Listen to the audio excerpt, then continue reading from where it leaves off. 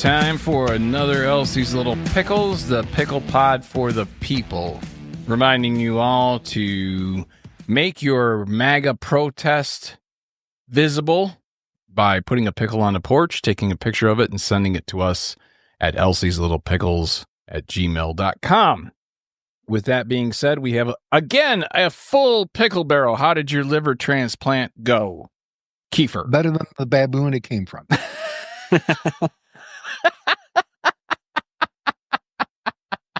Poor baboon.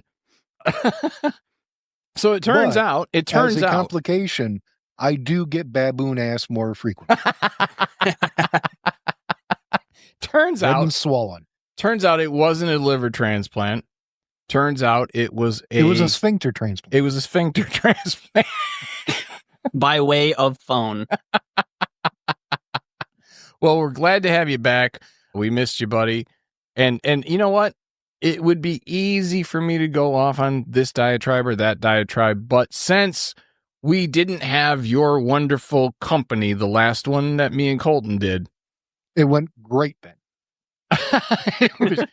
Well, surprisingly, very little distraction. The choo-choo stayed on the track.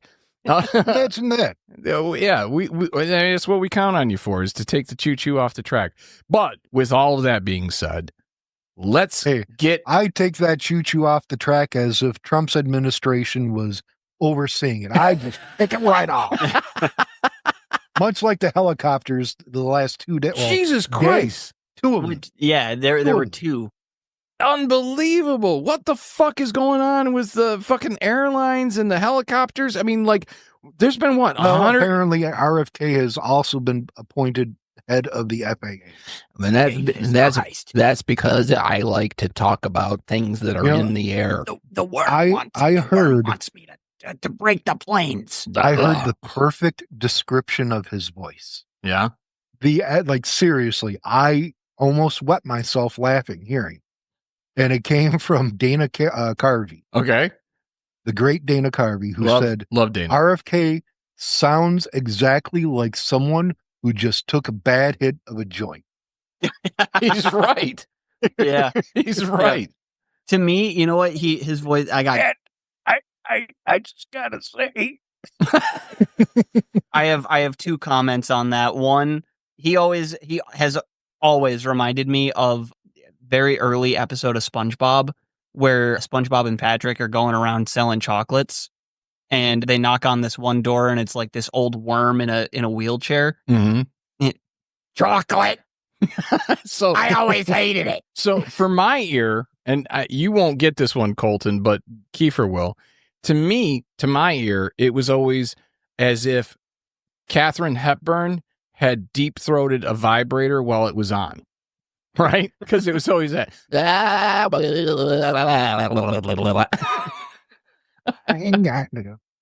Henry. And speaking of voices, earlier today, and this is my only digression, and then we can get into it, I got reminded of, what's his name, Bobcat Goldthwait. Some people think that I'm like not right in the head, but it turns out I kind of am. My favorite Bobcat, I don't even know if you know this. Did you know, Colton, that I did a Buddy's Pizza commercial doing Bobcat Goldthwait as the impression? I feel like I remember you telling me that. So I don't know how these people knew. Like, this is very early in my career. I never did impressions on stage, but I would do them in like the green rooms and stuff like that, just fucking around, having fun. Yeah. Right? So the impression that I did, they had me do several. I did Bill Cosby and I did Bobcat Goldthwait. They picked Bobcat Goldthwait as... And Harry Carey. Well, I do a pretty good Harry Carey too. Yeah. So all right. All right. We're going crazy here, but all right. So I went in. I'm the one who takes it off the rail. Yeah, I know.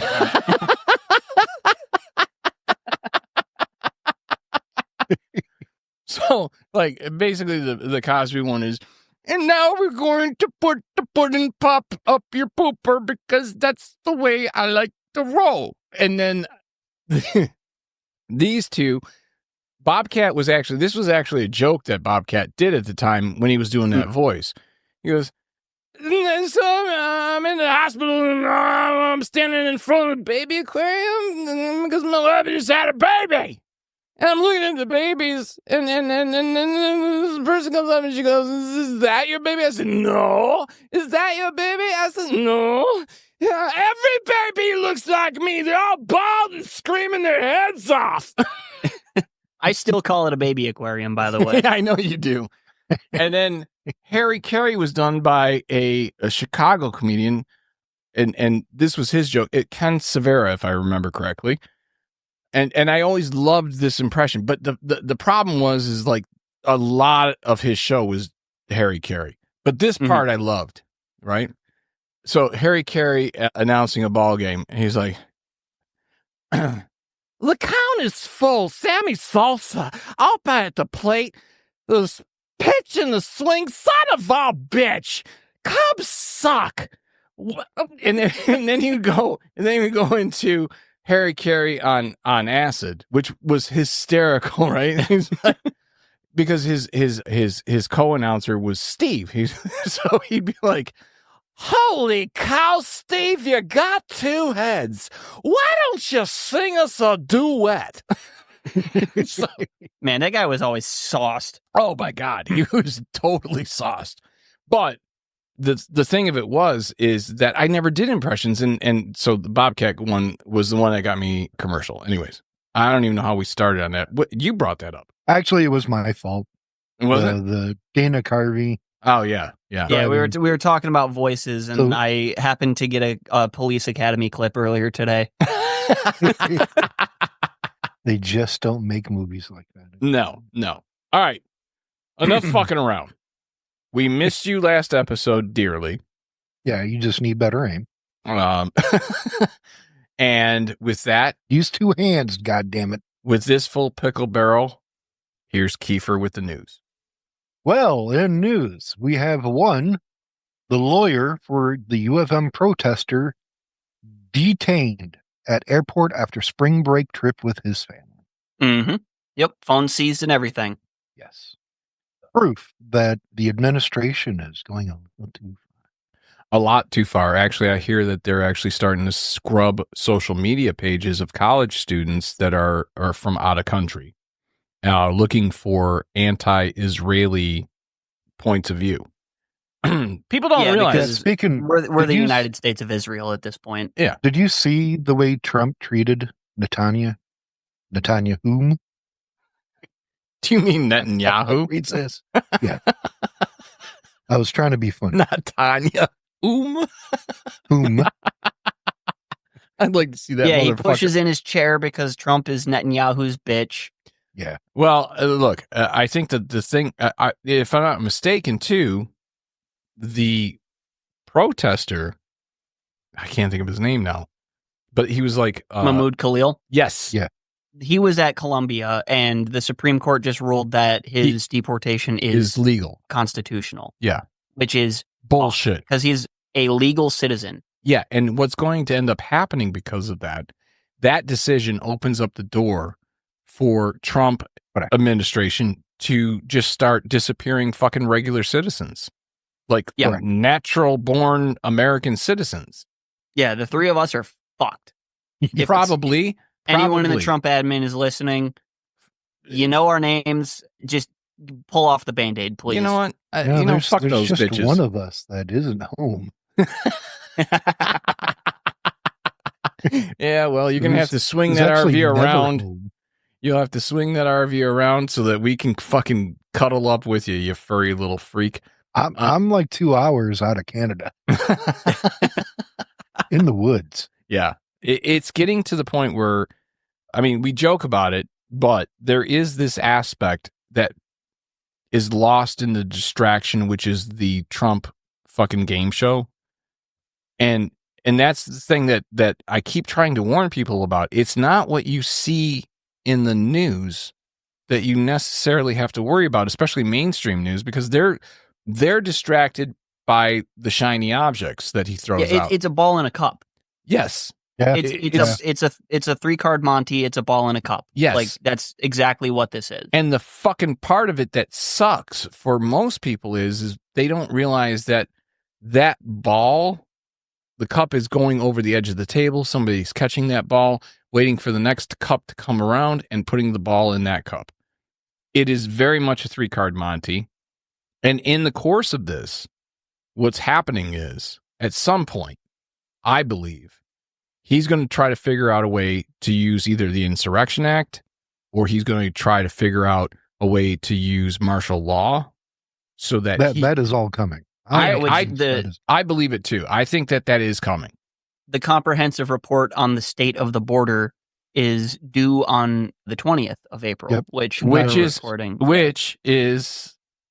anyone know what that is? Birthday. Hitler's birthday. It's Hitler's birthday. It's Elon's favorite day because he likes to play the edgy meme lord. Yeah. I have become meme. Your impressions are getting good. I like to think that they're good. I'm still working out Elon, but Elon's got those quirky. You know what it is with Elon? You got to work in just a hair of Paul McCartney. Just a hair of Paul McCartney. Seriously. Well, it's a weird one for me because white South Africans have like 60% of a British accent and the rest is a Dutch accent. Yeah. But then when you also throw on top of it for Elon, the pauses and the right. Yeah. When you have to work all of that in at the same time, it's a challenging one. Whereas Trump, it's just loud. It's New York. It's Trump. It's huge. It's huge. See, we'll give you a month to figure out Elon, and we won't hold you accountable until then. But 1 month from now, motherfucker, you better have that shit figured. Oh, I'll work on it. In other news, some interesting news. Scientists say they have resurrected the dire wolf. Actually, that's a fascinating story because I actually listened to the CEO of the company. Yeah, it is fascinating, but technically they didn't bring back a dire wolf. Well, hold on. Correct. Hold on. I actually listened to the full interview on Rogan. I know how you feel about Rogan. This isn't about Rogan. This is about this motherfucker. The guy that runs the company, I was actually very impressed by. So much so that, like, if I were somebody that had large amounts of money, I would invest in what he's doing. And I'll tell you why. You got to be careful with that because you were on board with Elon for a while too. Well, I didn't say that I was smart. I never said I was fucking smart. I'm just, hey, we learn from experience. We're brewers. Yeah, we, sometimes you got to burn your hand on the stove to realize that fucking thing's hot. But the thing of it is that he was so collected and so well spoken, and to that point, all right. Well, it's not really a dire wolf. Okay, well, if it looks like a duck, if it quacks like a duck, is it a fucking duck? It's kind of the and thing. To be fair, they're just puppies right now, so maybe they, end up being, 6-foot beasts. Well, here's the thing, all right? They were able to, on that, I think they were able to get it to 99.6, if I remember correctly, % of the DNA. Like, they were able to really gather and from like 2 or 3 different samples of DNA, they were able to, and one sample of the DNA was like 75,000 years old, and one sample of the DNA was like 12,000 or something like that. Anyway, the point being, they had this very vast difference in DNA age. And what was really cool about this, and I recommend anyone who can, if you have the time, listen to the Joe Rogan podcast with this guy because it was fascinating. So what this guy was basically saying is I've run into that before, where, well, it's not really a dire wolf. Well, what would it take to convince you that it was? What would it take you to prove to me that it wasn't? Right? And he went through a pretty good explanation of it. I'm not going to do it justice because this is something I listened to like 4 days ago or whatever. So I'm not going to be able to do it justice. But the point being, I get where people come from when they say, well, when you start doing, you're creating animals out of DNA rather than the regular animal.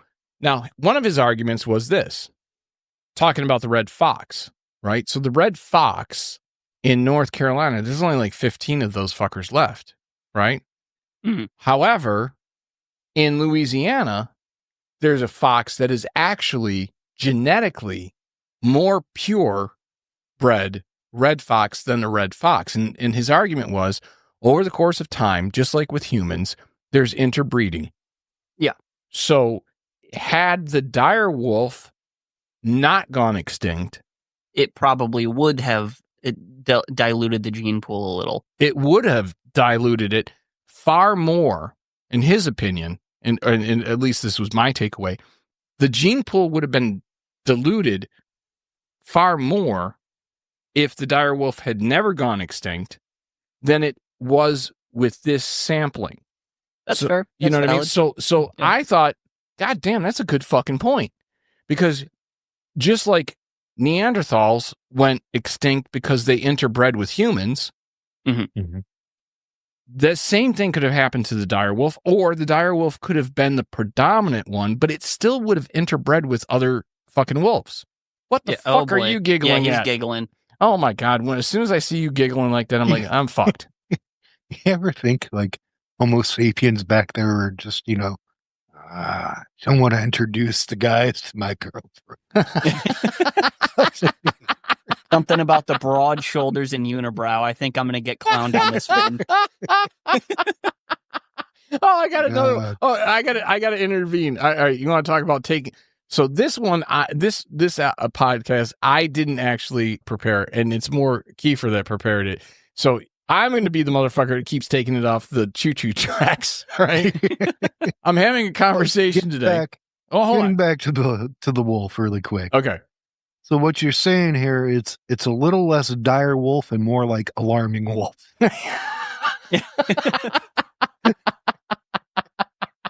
It's an atrocious wolf. Yeah, it's atrocious. Well, no, see, that's the thing is I think that what he said made sense, because if you're taking a DNA sample from something that's 75,000 years old and another sample from something, and again, I can't remember this. I know the 75,000 was accurate, 72 or 75. And the other one, I'm not sure. Probably about 12. I think it's about 12. And, I could be wrong on that, but I'm pretty sure it's 75 and 12. You get to see a vast period of time. And there's significant variation just between those two. No, there wasn't actually a whole lot of variation. I mean, there was variation, but I'm talking like a statistically significant amount, not necessarily like, oh, this is a different animal. Yes, exactly. Okay, yes, I would agree with you on that, based again on what this guy said. But what was interesting about it is that he made a really good point with this. Is like, you have 75,000, 12,000. That's a lot of time for variance. But the things that were the same stuck. And they stuck for a reason. And that's what we went with. So they went with the things that stuck from 75,000 years ago and the things that went from 12,000 years ago. And they considered that to be the most accurate representation of what this is. That's fair. I can appreciate my golden retriever, Romeo, wants to know if the wolf is hot. Did you see the pictures? Did you see the video? There's some cuties. They're fucking gorgeous. They're gorgeous animals. I just have to point out two things with this topic. One, I really want to be careful that we don't encounter a Jurassic Park situation. Actually, he addressed that. Just because you could, you didn't ask if you should. Exactly. But then also, we were talking about Neanderthals, and have either of you heard of the uncanny valley? Yes. Yeah, so it's that as something looks more and more similar to a human, it is cute to a point, and then right before it looks fully human, there's a huge sharp drop off to where it looks unsettling. That's what happens with clowns and dolls and, me in the morning. Take your pick. Oh, yeah, definitely you in the morning. God damn, talk about waking a sleeping bear. Fuck. Neanderthals, it's proposed, and Denisovans and all the other like subbreeds of human that didn't make it to modern day, like Homo sapiens sapien, which is us. It's theorized that the uncanny valley is a biological and evolutionary response to those other breeds of human. That makes total sense. That my last words in life will probably be, "Who's your cute little wolf?" Whether it's a dire wolf or not. It doesn't matter. As long as he gets to go, oh shit. Exactly. I prefer. Let me rub your tummy. Yes.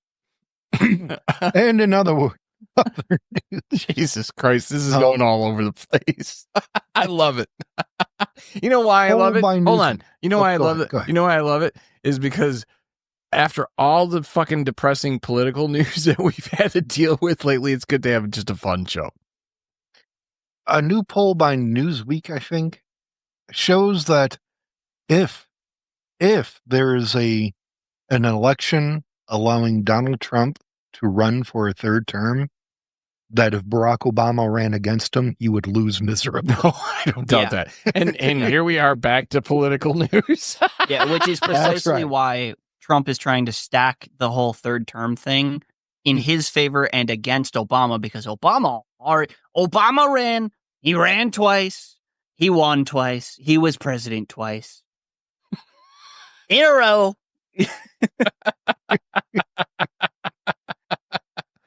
Well, here, let me pull this up real quick.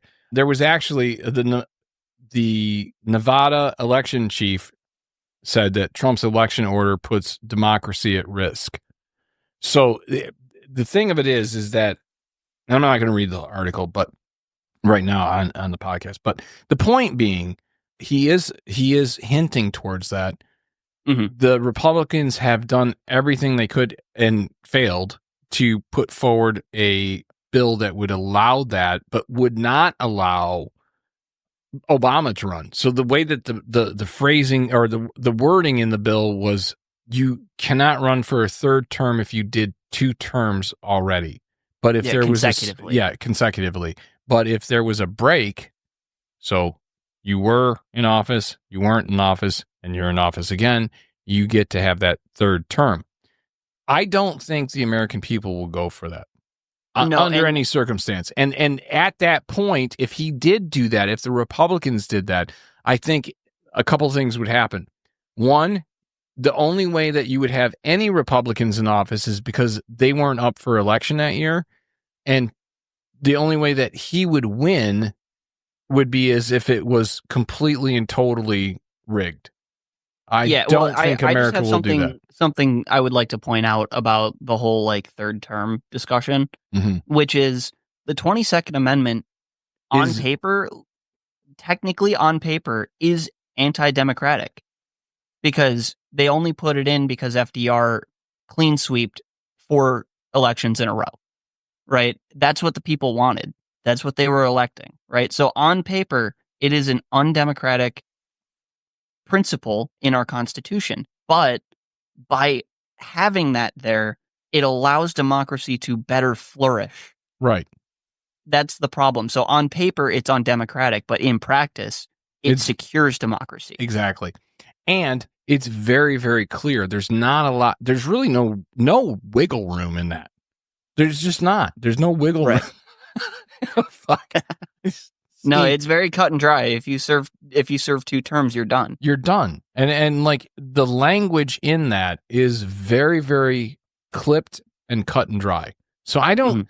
I mean, I honestly, I don't think that that's something that we have to worry about yet.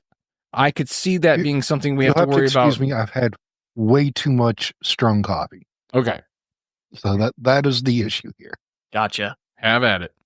I made 8 cups of coffee, but apparently used 16 cups of coffee's worth of shit. Coffee. Jesus. That's why then it turns out that it wasn't actually 8 cups of water, but rather 6. Oh shit. That's why you're all fucking dancing. So what was it, fucking sludge? It had pretty close. I called it rocket. I drink my coffee with a spoon.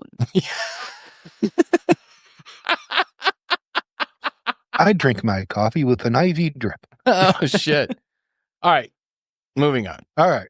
I'm going to start hitting you with some good news sprinkled into the oh my God news. Oh, okay. Please help me. Little bit of good news. A double lung transplant recipient helps students now make comfort blankets for organ donor families. A double lung transplant? Yeah. So there's which, hope. Ironically, I guess full transparency, I know someone who has had a double lung transplant. Really? Yeah. I didn't even know that was like she. I think also just recently had a heart transplant. Really? We're running towards a ship of Theseus problem here. How many parts can you replace? And it's still the same ship.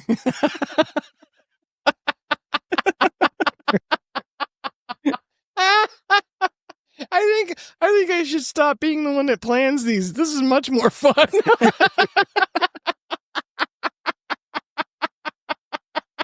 Also, in other news, ingredient found in all mushrooms can reprogram immune cells to fight deadly flu infections. Mushrooms are fucking incredible. They are amazing. People do not first and foremost, I don't think people realize like mushrooms, the way that they grow and even like trees and grass and all that shit. The fact that they'll pop up in a colony for like 2 days and then just recede back into the ground until the conditions are right again. Right. Like these fucking little spore monsters, they communicate with each other. There's so many amazing things that mushrooms do, including make you hallucinate. I have a $20 trivia about mushrooms. All right. Did you know that the greater Tokyo area in Japan, their underground rail was designed by fungus? No. So essentially what they did is they made a scale map.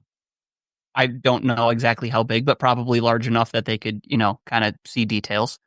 And at every node point that they wanted, like a train stop to be, they would place a piece of food.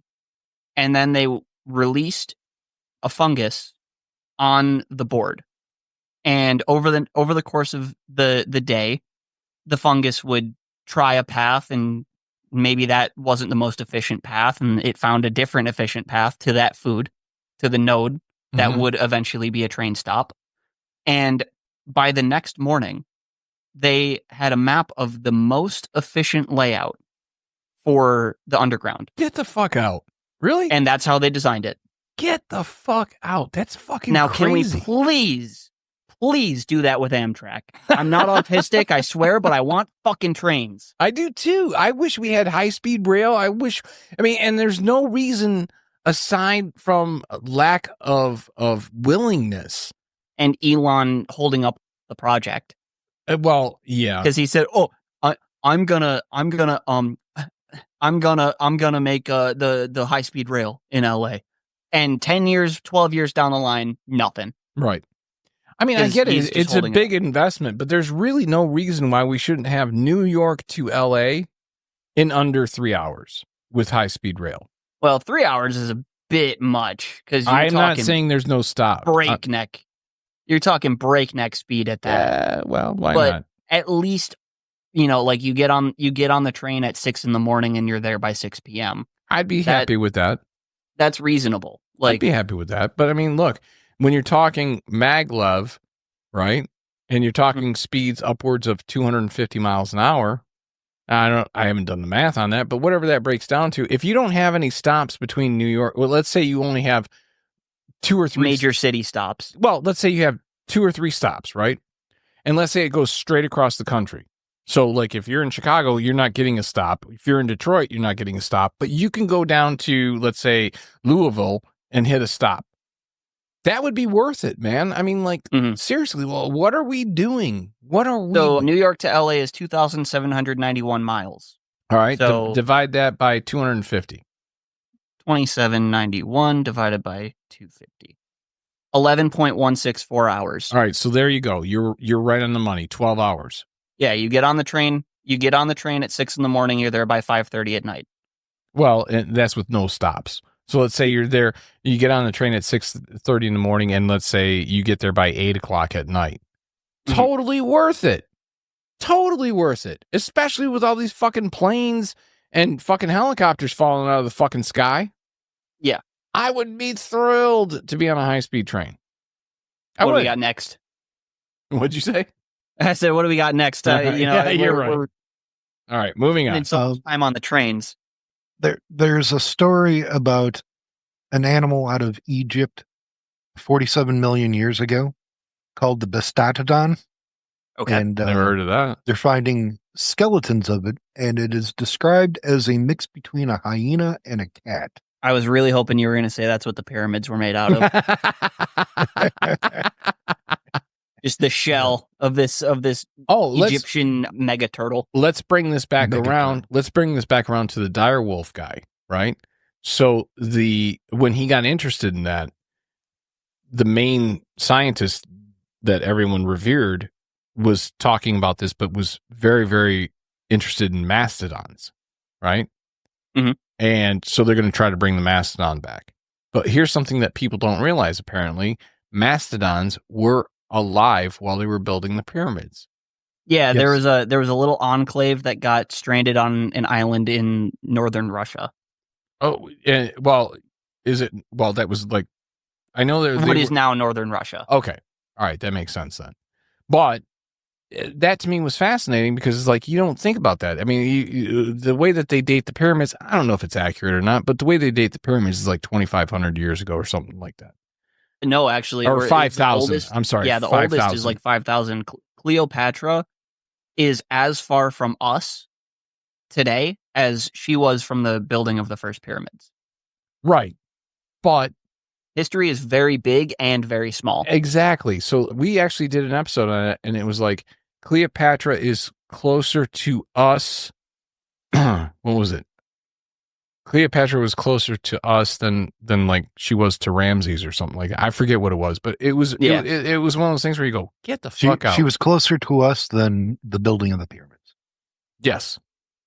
Brilliant. Which is crazy. Like if she's the empress of Egypt, and she was she's the last looking one, at, wasn't she? Was she the last one? I don't know. I'm not sure about that, but that's something we should look up. Yeah. Well, either way, she was the empress of Egypt, and she was looking on ancient. What was the question? Was Cleopatra the last ruler of Egypt as an empire? Yes. Yeah. While Kiefer's looking that up, she was looking on the pyramids, and they were as ancient as us looking at Cleopatra. Exactly. She was, in fact, the last actual ruler of. That's what I thought. Technically, Cleopatra the 7th. Oh, well. Yeah. After 7, I mean. Be confused with 1 through 6. It's like Rocky 7. The last one, but nobody remembers. The funny thing it's like when they rebooted Rambo and they just called it Rambo. Yeah, but here's the thing. Kirk Nolan, friend of the show, he used to do a bit about Cleopatra, and like in all of the things you hear, like Cleopatra movie and stuff like that, you saw like Elizabeth Taylor. You always see these beautiful women playing this part, and no, she was homely. Yeah, that's what he said. Mark Anthony. And the joke was, you won't catch this reference, Colton, but Kiefer will. He goes, she actually looked like Wheezy from the Jeffersons.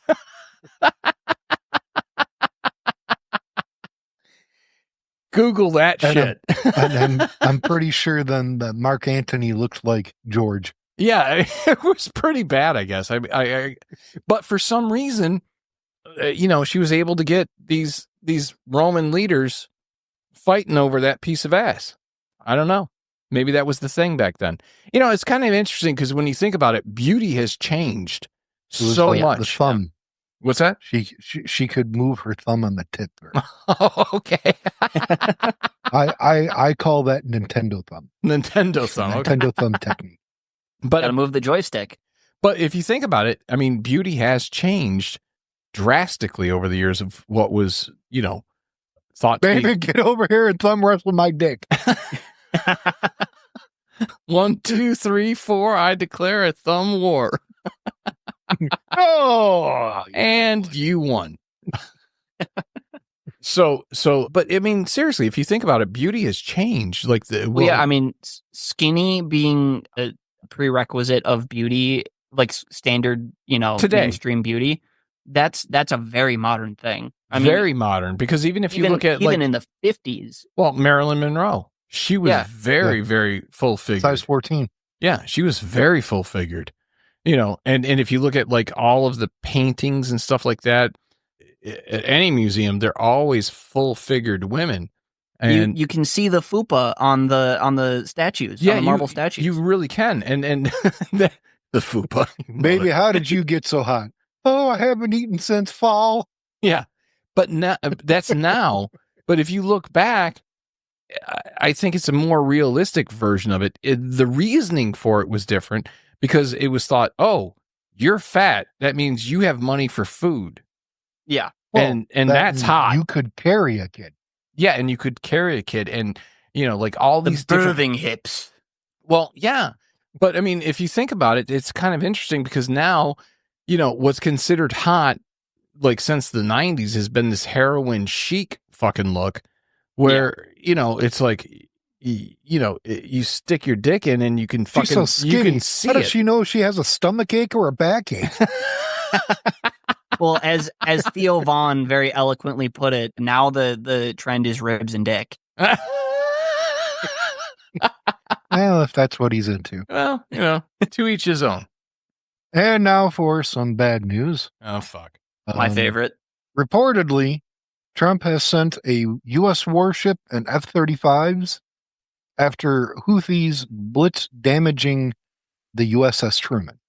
Oh, I can one-up that. He's sending... We're prepping B-2 stealth bombers for Iran. And he's sending a large military unit to the Panama Canal. Oh, I have heard that there's also a ship off of the coast of Greenland. That I don't doubt. I didn't hear that one, but I don't doubt that. And they just fired the head of the Navy or military, whatever. No, it was Space Force that I believe. Just yesterday. Yeah, in Greenland. Yeah, I believe it was Space. I believe it was Space Force doing in Greenland. I have no idea. They're closer to space. They're on top of the world. They are. They're north. But all right. So here's another little creepy fucking detail, and I'd have to look it up to see who the person was. But there's let me pull it up here real quick. Trump loyalist sports troubling Trump golden bust lapel pin makes it easier to recognize cult members, right? I saw that. You did see that, okay. So and the evangelicals don't even realize that they're literally worshiping a golden calf. Yeah. Like, what does it take? It's because just like their God, he hates the same people. I think it's more to do with they've never actually read their own scripture because they can't really read that well. That's part of it. Too many. They just believe whatever their pastor tells them. And their pastor tells them that Trump is the second coming of Christ. So and that goes back to why Christianity grew so large, is because at one point in time it was punishable by death to own a Bible if you were not clergy, because then that reminds me very strongly of the newscaster from V for Vendetta. That was a great movie. Incredible movie. But it reminds me of the reporter that has a secret room with a Quran in it, and he gets discovered having a Quran and gets executed by the state. Right. Correct. So the thing that I think is interesting about all this is the fact that, well, let's back up a minute. I don't like calling MAGA supporters stupid. I don't like it. It's true. I just don't like it. Okay. And it's not that they're stupid people. It's that they're doing stupid actions. Exactly. And they're making their decisions based on false realities. And the false realities are being pitched by the game show host, which is Trump. And that's why, like, when you look at the tariffs as an example, this 90 this Fox TV news well, it's the Secretary of Defense. Yeah. But beyond that, when you look at this 90-day hold on the tariffs, what makes tariffs are manly as hell, actually. Well, what makes anyone think that he's going to want this episode of drama to end in 90 days? So no, he wants why a is it continuing always crisis. 90 days? Why? I don't know. 90 days here, 90 days. He's a fascist, and he wants a continuous, whether he knows it or not, he's a fascist, and he wants a continual cycle of manufactured crises so that he can swoop in and save the day, air quotes. Yeah, but he manufactures those crises, and then, you know, like TikTok.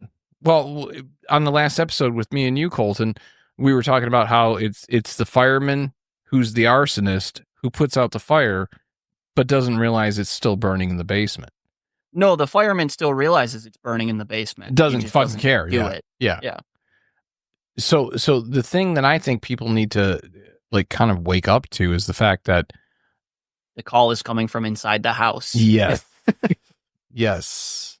Not just that, but the idea that you're talking about somebody who spent a lot of time in media. He knows how to get eyeballs on the TV, and he knows how to distract. Like people say, well, Trump's stupid. I don't think he's stupid. I think he's actually really, really smart, but he's really smart in two areas.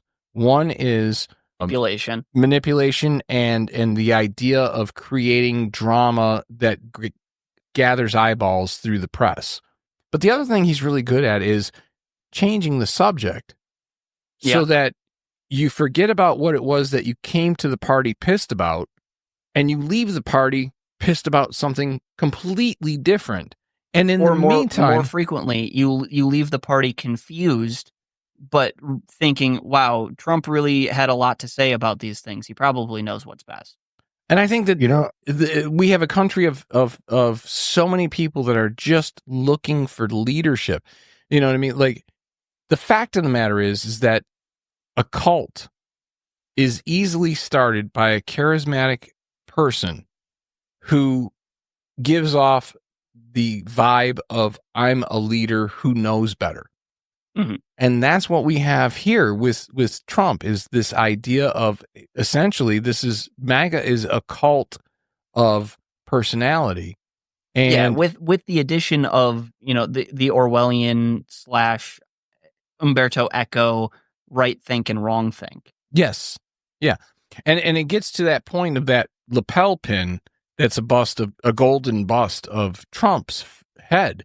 It worries me that we're in a situation where you're starting to see the loyalty test, not just in cabinet meetings where they have to slobber on his cock before they actually get to the point of what they're there for. And we saw that with these last 3 televised cabinet meetings.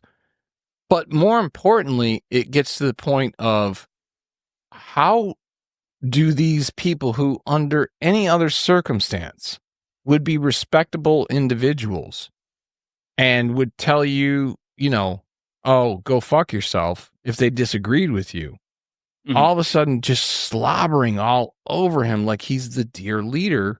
And they do it maybe especially because there were TV cameras there. Yeah.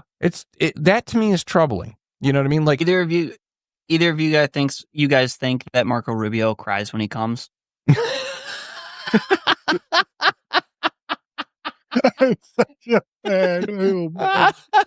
I'm little Marco. I was watching my wife. I was watching that cabinet meeting. What was that, yesterday, 2 days ago? Yeah. I was watching it, and Ashley was sitting next to me, and I just go, man, Marco Rubio looks like he's never experienced joy in his life. No. Like, the only other he smiled at one point, and I was like, that's the smile of a broken man. Yeah. And if you look, the look on his face when Zelensky and J.D. Vance went toe-to-toe, you haven't said thank you. You haven't said thank you. The same look was on Rubio's face then. Right? Yeah. It was the same defeated, I just have to try to not. What am I doing here? Yeah. Like I disagree with Marco Rubio on a ton of policy things. I think he knows better. Quite honestly, that's my think point. He knows better. That's exactly my point. I don't think Marco Rubio is a person who truly believes in the Trump theory of how to do things. I really don't. And in fact, I would go so far as to say that I think that Rubio despises Trump, and the only reason he took the position that he did was because he thought maybe I can be a bit of a guardrail, and now he's realized I don't have a fucking shot at that. No. He's just not strong enough to go up against the And Trump. also at this point, if you're not enabling, you're kicked out. Like, yeah, that hasn't happened quite yet. Oh, it's coming. But yeah. And the reason it hasn't happened yet, it goes back to the reason why you still have walls.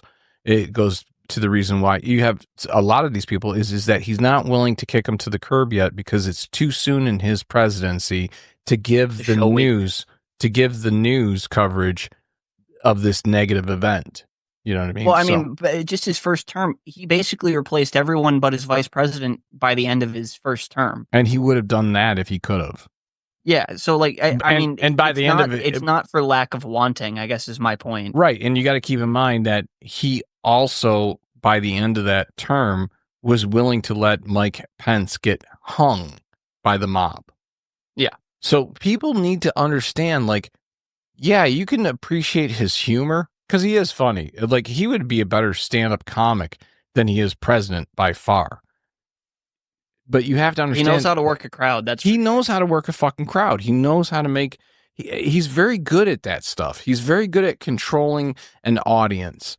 But the problem that you run into is there's this darker side, and it goes back. I saw he was talking about the fact that he thinks getting revenge is good, and I forget what the interview was. Oh, I forget who he was being interviewed by, but it was like 92. Was that the one where he was talking about, like, if I had my way, like, all the Democrats that stepped to me, all of the this was way media that stepped to me. No, this was back in the 90s. So gotcha. So that's my point is this vindictiveness that he has, this need for retribution. This goes back way deep in his history. And I don't think anyone in government or really any of his supporters understand, like, that's not a good quality to have in the leader of the free world. No. So, I mean, like, it's almost even a threat to the free world. Well, some might think that. You know what I mean? And you can see that with the tariffs even. The only reason he backed off on the tariffs is because the bond market, that's really, I mean, he even admitted that basically it was the bond market because as a realtor, he was talking about, like, these two guys, I forget who they were, but they were multi-billionaires in the Oval Office. He was like, they made a lot of money. Well, yeah, he did do that, which gives you the feeling of insider trading. And I don't know if they'll ever be able to prove that. But the fact of the matter is that morning, he said this would be a good time to buy and make a lot of money, invest in a stock market or whatever the fucking tweet was, or Truth Social. But beyond that, there's a level of, if I feel like you have wronged me, even if you by anyone else's judgment did not, but I feel like you did, I'm going to do everything I can. You're fired. To fuck you.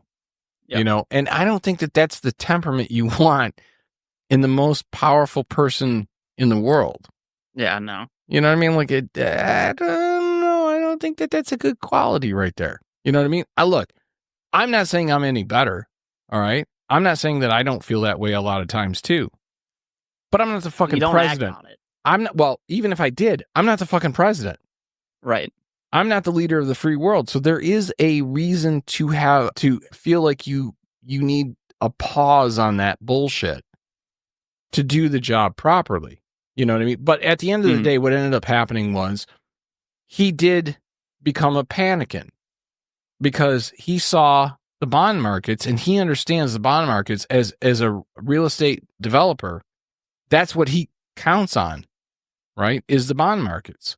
And when he saw those taking a fucking big old shit, that's when he went, okay, I need to put a pause on this. So look, you could have 75 countries saying we want to talk to you about negotiations, but no one has negotiated yet. So there was no real reason for him to pause it, aside from the fact that the bond market was showing him, fuck you. Mm-hmm. He didn't care about the stock market, but the bond market, which is something that affects his real estate businesses, that he did care about. So when it did hit home for him, that's when he backed away. And that should tell you what kind of man he is. He's the type of man where he'll rat fuck you until it hurts his bottom line. Or his balls. Yeah, exactly. Wait, he has balls? No, well, they're tiny like his hands, but they're there. So, anyways, next story. In this story, Fray Tormenta was a masked wrestler that delighted crowds in Mexico's lucha libre circuit for years. From 1977 to 2000, he wrestled as Fray Tormenta. But few would have known that underneath that mask was a transvestite. Close. Was a priest. That's even better. That's some Nacho Libre shit. It actually is the inspiration to the story Nacho Libre. That's awesome. Incredible. I love it. That's awesome. All of the money he raised went to fund one orphanage that helped thousands of Mexican kids. That is fucking awesome. We need more stories like that where people do crazy shit, but it helps kids or it helps people that need help. You know what I mean? Like, I love those stories. I fucking love those stories where somebody is like, I'm not being selfish. I'm not doing this for me. Yeah, I'm doing this at great harm to myself, but I think the benefit will outweigh the damage I do to myself. I love those types of stories. Yeah, that brings up a point. And I am Mr. Anti-religion. I hate religion with a passion. Same here. But it always seems like stories like that come out of other countries and never this country. No, because we're patient zero for prosperity gospel. You see, yeah, that's a very good way of putting it. As Bad Religion sings, what is it, Highway Jesus or something? Have you ever heard that? No, I don't think I'm saying the name right. American Jesus. Okay. If you guys are not familiar with that song, please do listen to it. Yeah. It is a great song. All right. And in other news? In other news, here's some exciting news for you. Measles outbreak has surged by triple digits. Are we surprised? No. In fact, Canada is offering a warning for New Yorkers and anyone on the border states that it just takes one car to come across the border and spread measles, because it is, I think the contagious rate is 92% or something. Yeah, it's ridiculous. And this idea of if you haven't been vaccinated. But see, that's that's where I mean, look, I get RFK doesn't like vaccines, but this one works. It has worked since the 1950s. We need to bring back the Kennedy treatment. And just for perspective, last year there was a total of 548 cases of measles in the United States. This month alone has been over 700. Look, if people want their children to die, great. But don't tell me. Don't tell me. All I can say is, in all heartfelt sympathy, if you are conservative and haven't had a vaccine, please go get some measles. At least go fuck yourself. Yeah, I mean, do you think JFK's head just did that? And by proxy, do you think that RFK's head might just do that? Do you mean explode in the back of a convertible? Is that? Look, all I'm saying is there's no way that guy got off 3 shots in 2 seconds.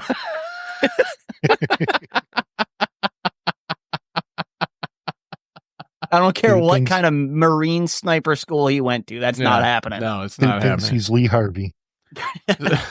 Yeah, and we learned so much from the release of those files, didn't we? Tons.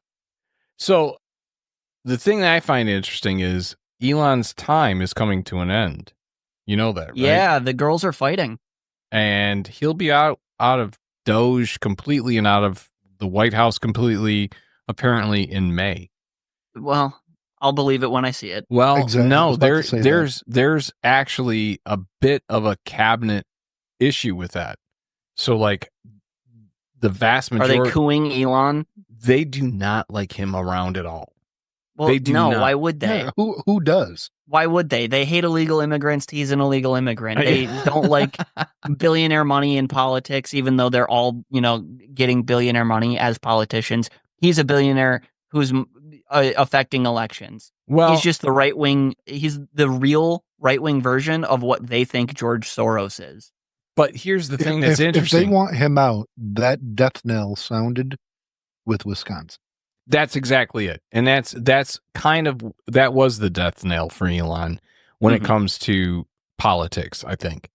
And I got to be honest with you, between the cuts that the government is making Trump specifically with NASA funding that he disagrees with, and then you see the effect that he's had on his company because he stuck his nose in politics, and then you see how much money he's lost because of sticking his nose in politics. I think Elon himself is, smart or dumb as he may be, he at least has got to be looking at all of the fallout from his participation with Trump and going, this is not working for me. Well, when I was at the protest, half of the signs were talking about Elon. Right. Like, exactly. As many signs as there were talking about Trump, there were as many talking about Elon.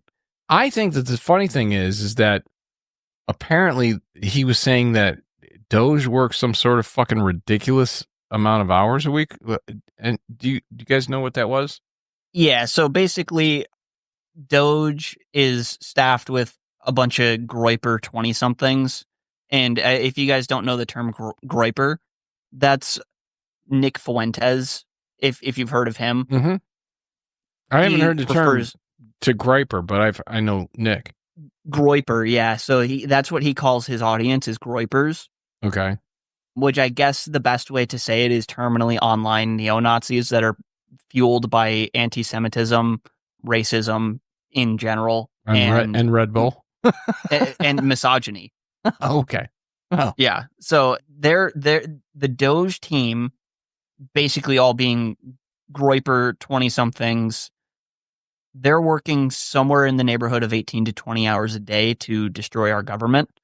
Yeah, they were saying it was like 120 hours. Elon said it was 120 hours a week, but that only leaves like just shy of 7 hours a night to sleep. So if you're only sleeping 7 hours and then everything that you do through the rest of the day is work. That's not even including your drive to and from the office. That's not including, you're unwinding after work and you're getting ready in the morning before work. So it's probably like 4 or 5 hours for most of them. Okay, let's go with 4. Now, show me anyone that actually can function well for any length of time on only 4 hours of sleep. The problem is what Elon wants to do and what all of the billionaires want to do, and I do have evidence of this, and I will give it in a moment.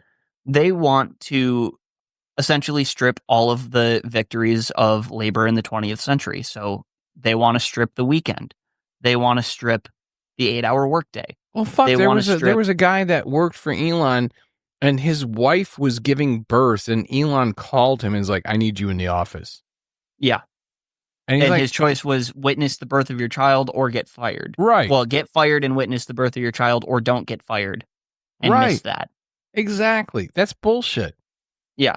So they want the billionaire class wants to strip all of the victories of labor from the 20th century.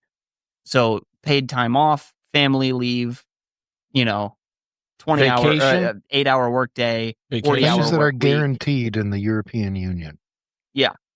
I don't think people fully realize in every other country, labor actually has a lot more rights than they do in this country.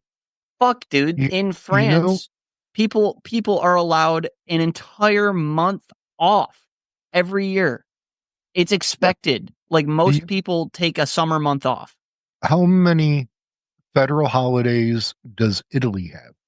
I think you get time off of work. I don't know. If I had to guess, it's something. So I know I saw this on that fucking documentary, but it's something like 40.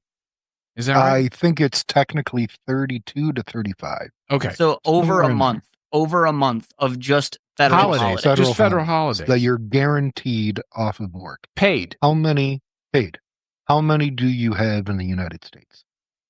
For a dozen? for most people, if you're lucky. Most people, you have 3. Well, Christmas, Thanksgiving, and the 4th. And the 4th of July. 0.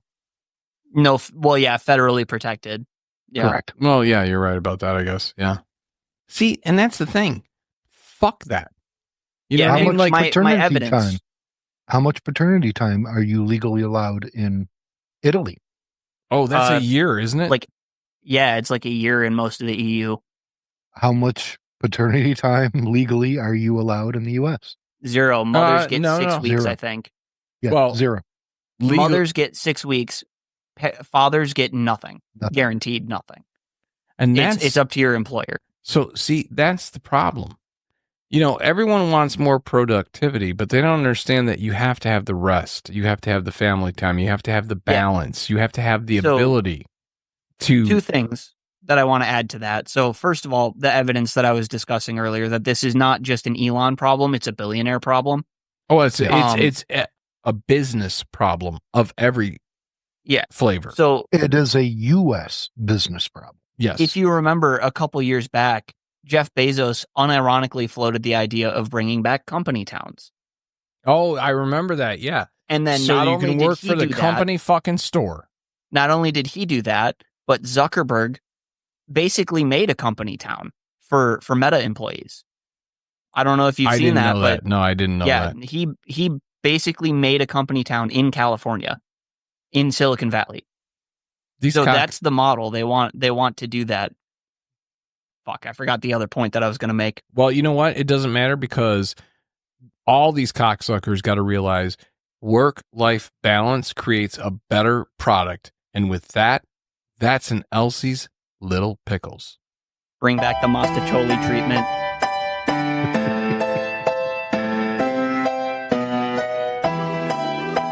Luigi, where are you?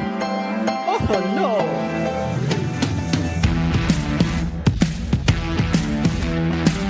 That begs a question.